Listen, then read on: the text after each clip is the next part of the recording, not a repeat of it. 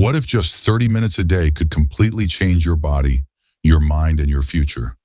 Most people think real fitness needs hours in the gym, expensive equipment, or extreme routines. But the truth is far simpler. Running for just 30 minutes every day is one of the most powerful habits you can build. When you run, your heart starts working harder, pumping more oxygen to every part of your body.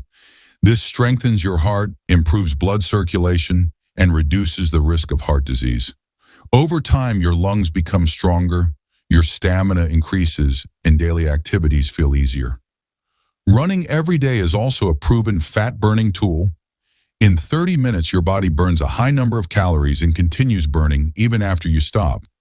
This helps reduce belly fat, improve muscle tone, and support healthy weight loss. Unlike many exercises, running works your legs, core, and even upper body at the same time. Mental health is another huge benefit.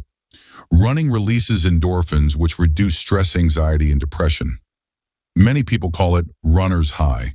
Your mood improves, your mind becomes clearer, and your confidence grows with every run. Running also improves sleep quality.